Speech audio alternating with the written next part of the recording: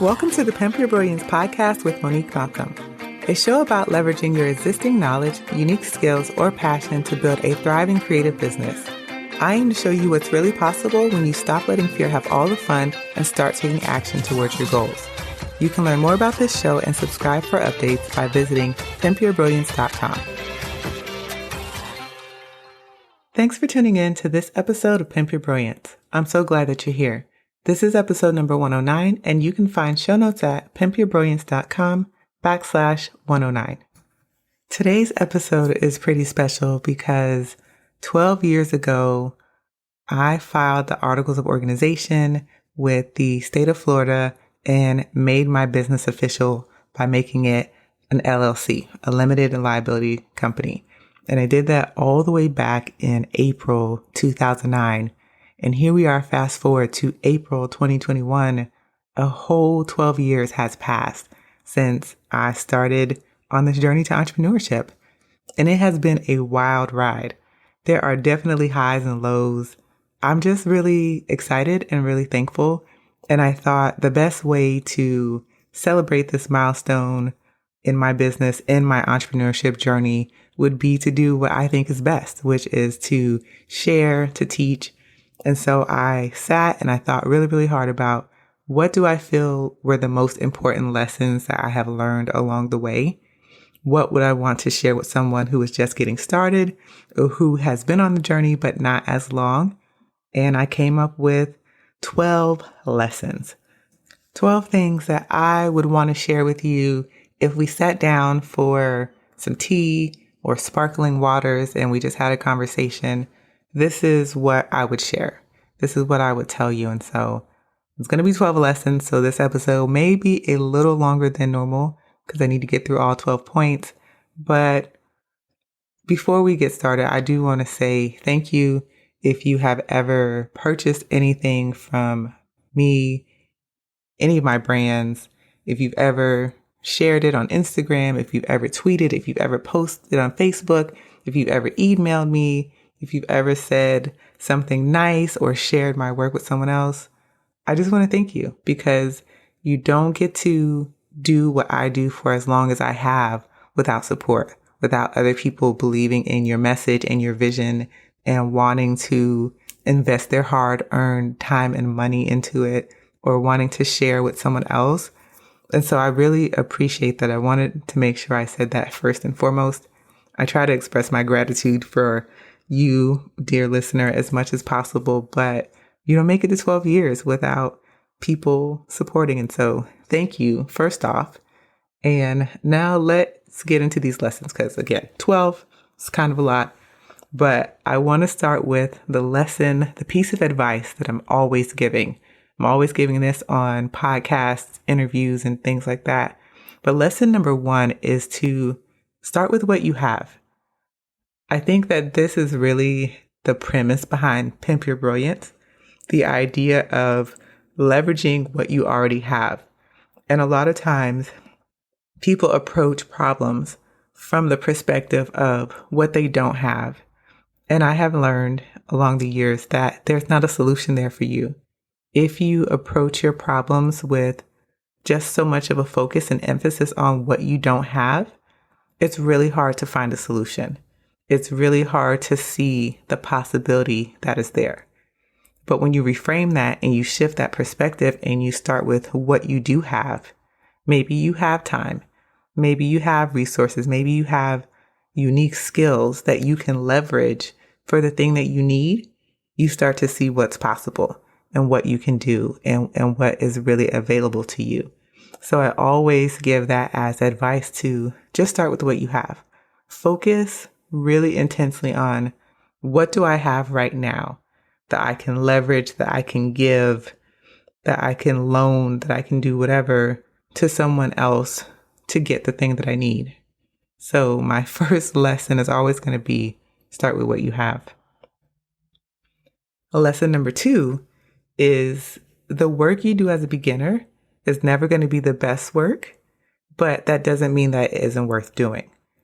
And I can tell you after 12 years, I'm looking back 10, 5 years ago, and I'm cringing at the work that I did. Some of it is ugly. If you know anything about my story, I got started in apparel crafts. So I was selling t-shirts and things at craft shows. And sometimes I go back and look at those photos of my booth display at that time, and they were ugly, just not great. But at the time, I thought the work was worth doing, and I was so proud of what I had done. And so to look at that now, obviously I'm looking at it through 12 years of learning design and 12 years of honing my eye and 12 years of practice. But at the time, that work was good enough. And if you think to your own self, whether you're a beginner or you're someone who has been doing this for a few years, the work that you're doing right now, you're going to look back on this work and you're probably going to cringe. But the reality is, no one starts out creating amazing work on day one. A lot of the work that we're creating is good enough for right now. It's a start, and you're going to improve. You're going to create something better, and it's going to be good enough for the season that you're in. But that doesn't mean that it isn't worth doing. You still need to practice. You still need to show people what you can do. There are going to be people who buy that ugly work. They're not going to think it's ugly. They're going to invest in it. And you just have to get really comfortable with that and know that you will improve, that you can't beat yourself up for being a beginner, for creating work that's good enough for the season that you're in. And the best example I can give of this is my friend Ursula. My friend Ursula, we have been friends for years, from the very early days of my business, because she found me on Etsy because I was selling t-shirts at the time, and I made this shirt that was the Cupcake Thief. I'm obsessed with cake. So I had this whole line of shirts that was based on the Cupcake Thief and the Cupcake Kid. And at the time, she was a cupcake baker. And so she saw the design and she liked it and she bought it. And then she reached out and she asked me to design so many other things. And when I look back at some of that work, I'm just like, ooh, like it was not great, but it was good enough for the season that I was in. And I never turned down the opportunity to create the work. I just kept creating it. And I thought it was good. I mean, at the time, that was what I knew. And so I thought it was good and I kept making. But if it wasn't for me taking that step forward and continuing to create that work, I would not be the designer that I am today. That basically was the catalyst for me eventually learning how to use more advanced illustration tools and learning the entire Adobe suite and doing the visionary journal. All of that came from that one opportunity. So I say this again, the work you do as a beginner is never going to be your best work. Okay. It's not, it's just not, but that doesn't mean it isn't worth doing. You just don't know what kind of opportunities will come just for you taking that step and doing the work, even when it's an ugly start. Lesson number 3, forget trying to be an expert, focus on being a resource.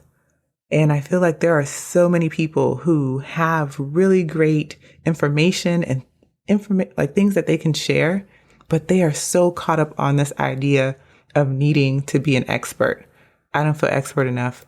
I don't feel like I have something to contribute because I'm not an expert. Who cares? Experts are not the only people with opinions. They are not the only people with experience. They are not the only people with skills or insight. You don't have to be an expert to be able to share.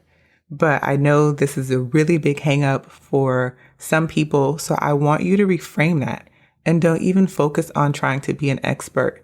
You can be a resource. And as a resource, you're sharing your knowledge.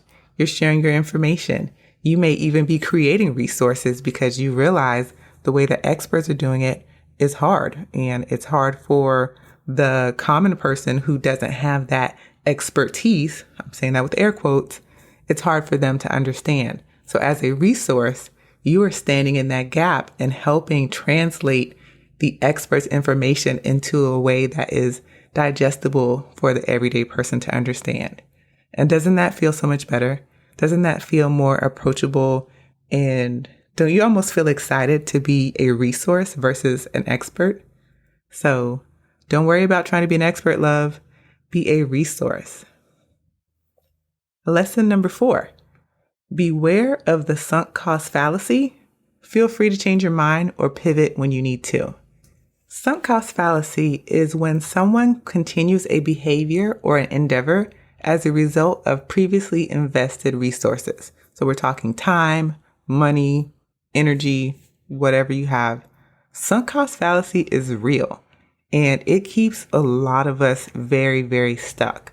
I can think in my own experience about times where I have created something, I invested a lot of time in it, sometimes I invested a lot of money in it, and I did not want to leave that thing behind because of the sunk cost fallacy.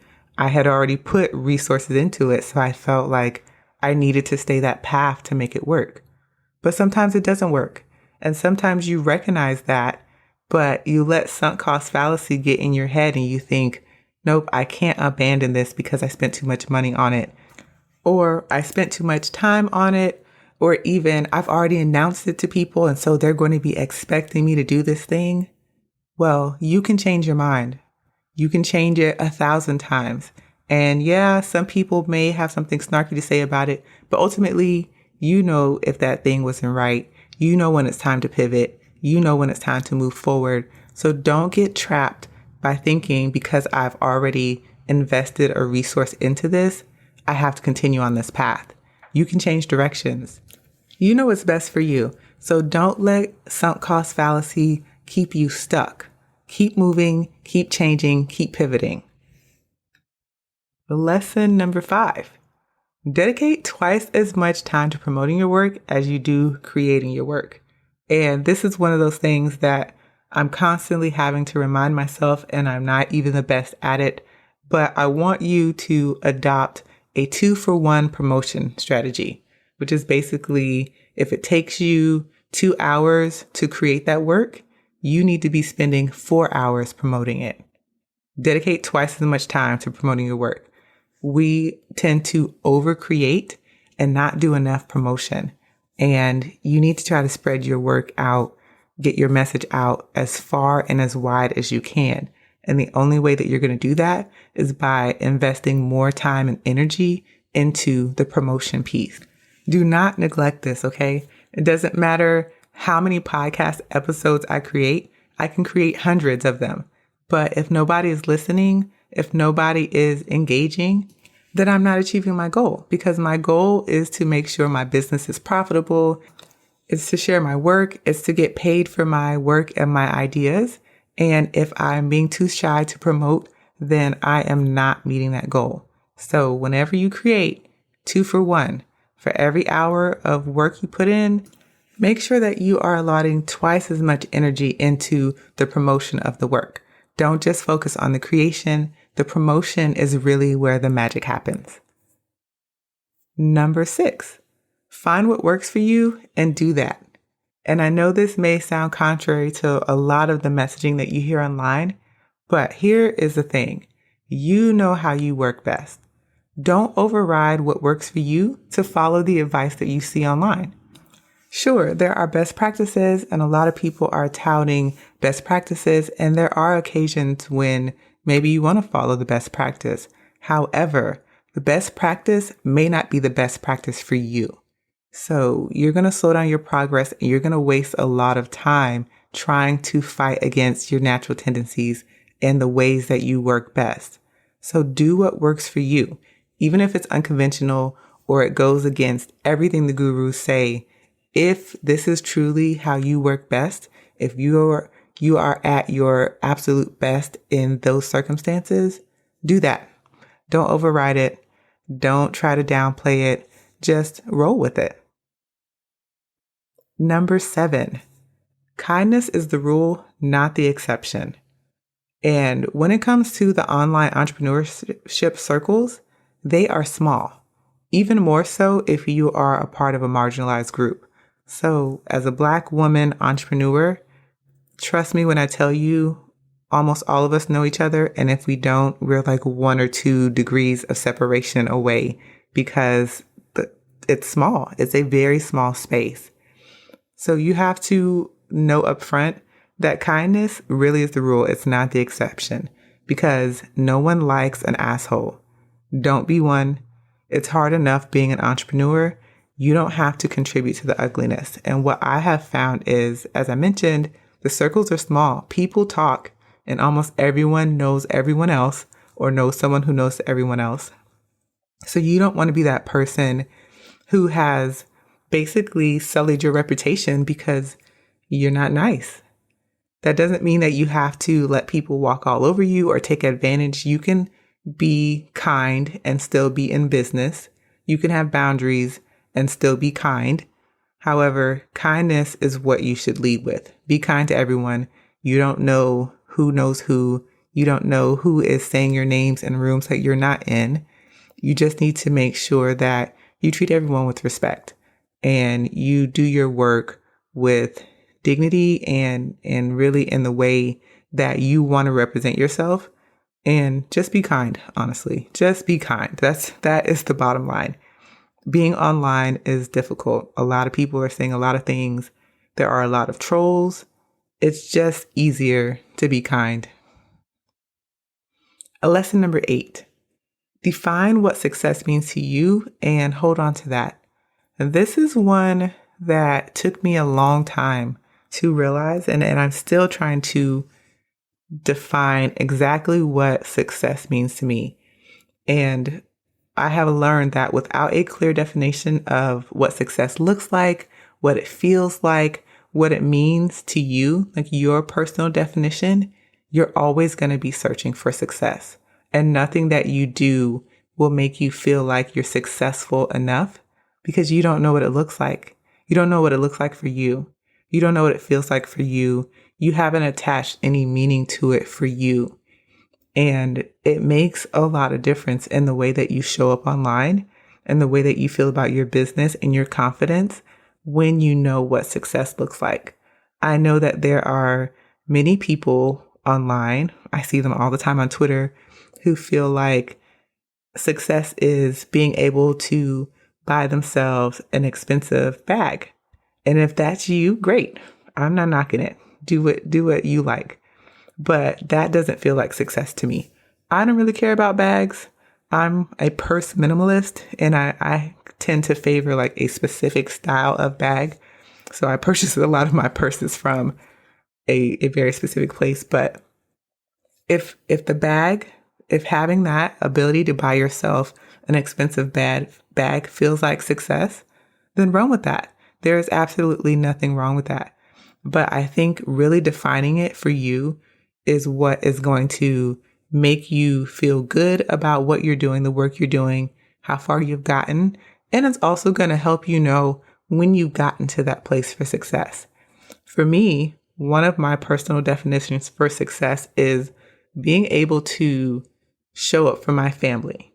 So with my son, when he is doing events at school or even during swim season, the fact that I can say, hey, I can volunteer at the swim meet today. I can volunteer for the swimathon. I can do whatever. That feels successful to me. When my niece was born a few years ago, my sister and her husband both had the flu at the same time. They had the flu when my sister was in labor, which is crazy. And because of that, when my sister had the baby, they could not see their baby. The hospital sent my brother-in-law home and the hospital quarantined my sister from her baby for 48 hours. So when I went to go visit my niece for the first time in the hospital, once I got there, first of all, she was in the NICU. She was fine, but they didn't have a place to put babies in that hospital because they didn't have a nursery. Babies normally stay with their moms. And so since she couldn't stay there, they asked me at the hospital, would I stay with my niece? So I ended up saying yes. And and my sister didn't live close at the time. So it was like over an hour away. So I went to Target, got some supplies, some pajamas, some snacks, and I came back and I stayed in the hospital with my baby niece for 2 days.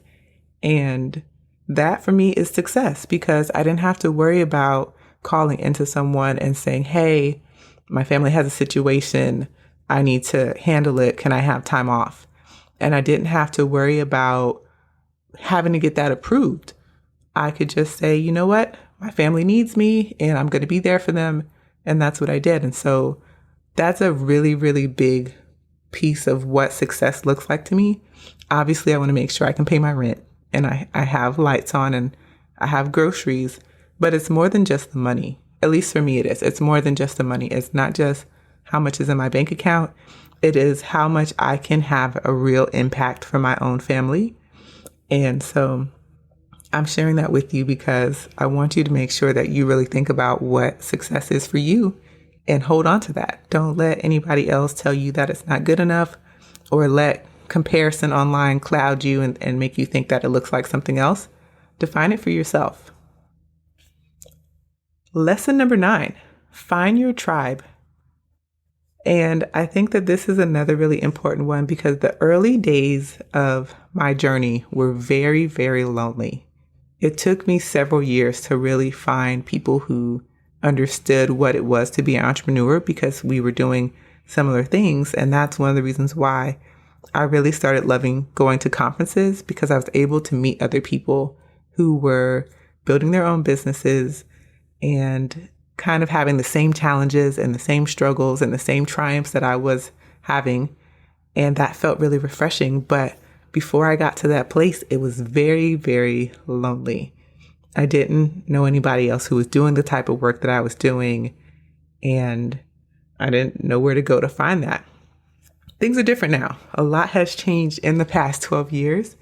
So I want to encourage you to explore places and spaces that have like-minded people that you can connect with. You're going to need support at all stages of business building, from the very beginning stages to when you're in the trenches making it happen to when you're going to scale. You need friends, you need mentors, you need clients, you need cheerleaders. So try your best to find those people and build relationships with them. Conferences have been an amazing way for me to do that. Even the podcast, interviewing people on the podcast has been an amazing way for me to do that. Before I started Pimp Your Brilliance, I had a previous podcast idea that never actually happened, but I had started interviewing people for it. And my friend Amber, Talk to Amber, who has been on the show many times, her and I met through the podcast. But initially, she found me because she was a customer of Anti-Sparkle when I was selling t-shirts, and she had bought several items for herself and her family. So you never know where you're going to find people. But I will say that, use what you have. If you are really big online, doing social media and things like that, find your tribe there. Reach out to people, jump in people's DMs. Don't be afraid to say, hey, we've been following each other for a while. You're always commenting on my stuff. I'm always commenting on your stuff. I think you're cool. Do you want to grab a virtual coffee? It's not weird. It works. I've done it so many times. Join communities, whether they're free or they're paid. Find some people who are doing similar things. If you are a crafter and you do craft shows, say hi to your booth neighbors and offer to watch their booth or grab them a cup of coffee. Do what you need to do to find those people and make those connections. Lesson number 10, set boundaries so that your work doesn't take over your life. And this is another big one that took me a long, long, long time to really understand, because I would work sun up and sundown and all weekends, and through events, I would be traveling with my computer. I would just work and work and work. And it was because I felt like I never got enough work done and I didn't have good boundaries. And in the beginning, I wasn't as skilled with systems and understanding project management and things like that. And so the work just really took over. And, I have some regrets about that. When my son was a lot younger, he would be like, you just always work. And I just thought, well, this is what you're supposed to do. But the reality is, no, I just didn't have good work boundaries. And I can think even specifically a time when I chose work over doing something with family that I really regret. A few years ago, about a year. Well, it's been a number of years now, but about a year before my father-in-law passed away, he had called a family meeting. He wanted everybody to come together because he had something that he wanted to share. And I think I was getting ready for like a craft show or something. And I had so much stuff to do. And so I didn't go. And my husband was like, but he wants everybody to come. And I was like, it's not a big deal. Like, you can tell me what he wanted to share when you come back. And so I did not go. And I found out after the fact that he was basically sharing with family like that he had a terminal illness and he was gone like a year later. So I do feel bad about that sometimes because I just feel like, man, maybe I should have gone. I don't know what difference it would have made, but it is something that I hold on to. So you really have to set boundaries and you can't let your work take over your whole life. You did not start your business to spend it all working. You probably started it because you wanted some time freedom and more say over your life. Basically, don't give yourself another job that takes over your time. You want to have good boundaries. Lesson number 11 is don't be afraid to find the proper support systems. And I feel like in this episode, I'm just telling y'all everything, but I wasn't sure if I wanted to share this quite yet because it's still very, very new for me. But transparency, and it is something that I want to talk about once I understand it a bit more. However, a few weeks ago, I went and did an evaluation to see if I had ADHD, adult ADHD. And it turns out probably more than likely, very strongly, yes. Wasn't a definitive thing because there is no true test for ADHD. Basically, they ask a lot of questions and you kind of look at your symptoms. And I couldn't quite pinpoint if I felt like these symptoms transpired in childhood. But in hindsight, a lot of it makes a lot of sense. Just in the way that I have described the way my mind works and my creativity. And I'm noticing a lot of things now that's like, oh, yeah, that was kind of a flag. However, I bring this up as an example about not being afraid to find the proper support systems because for the last 6 months, I have really, really struggled with being able to focus. And this probably comes as a shock to people because everyone's always looking at my output. Oh, but you were able to do this. And oh, you created this and you've done so much and you've accomplished so much already. You're just looking at my results. You don't really know the struggles behind the scenes that I have had with being able to focus. And I can think of times where there would be weeks and weeks and weeks where I wouldn't be able to focus and I would get barely anything done.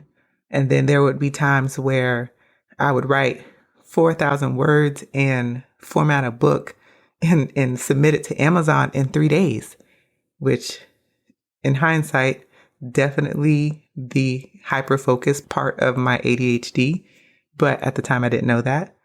And that's really not how things are supposed to work. And so I did not realize how much I was struggling until I started listening to other people share their experiences and their symptoms with ADHD. And then I started to realize, oh, maybe this is not normal. But I would not have pinned that on myself without people sharing those experiences and then taking the next step to see if this is something that I also have and wanting to seek some support. So at this time, I'm trialing some medication. It's going really, really well. And I'm learning that I have to make some adjustments to the way that I work and create some new routines and new structures. But man, learning that I don't have to work so hard to focus and get my brain to do what I need it to do is like crazy. And also thinking, wow, if I was able to accomplish what I was able to accomplish with a heavily distracted mind, what could I do with the ability to focus when I need to? So don't be afraid to find the proper support systems. Maybe yours is not ADHD. It could be other things. But if you notice that something is wrong and it keeps coming up, even if you've shared with other people, things that you are noticing is not right and they're just kind of dismissing it, don't be afraid to seek out other support systems. Yeah, get the support that you need to be the entrepreneur that you want to be. And then my final lesson is don't let fear have all the fun. I've said this many, many times, and I always like to close out when I do conference talks, like with this last point, because fear is a dream killer and it will suck the joy out of every experience if you let it. But you are only going to go as far as you dare to go. So you have to be bold. The only thing that's holding you back is what you currently believe you are capable of. So you always have to continually seek to push your own limits. You have to challenge every single limiting belief or negative story that you're carrying around with you. And you have to let go of the stories that don't belong to you. Because this journey is not easy every day. But if you're having fun more often than not, you're probably on the right path. And I don't want you to let fear stop you from doing the things that you feel called to do. So do not let fear have all the fun. I want you to have all the fun. I want you to live the life that you want to live. And you can only do that by being a tiny bit fearless. Doesn't even have to be a lot, just a little bit. And really it's only needed during that moment, during that decision piece. And then you do the thing and then you realize it was amazing. But those are my 12 lessons. I'm not going to go back through all 12 because, it was 12. That was a lot. But yeah, I hope that you listen to this and you take one of these lessons or two or all of them and apply them to your own life, to your own creative business. And I hope that, it helps you in some way.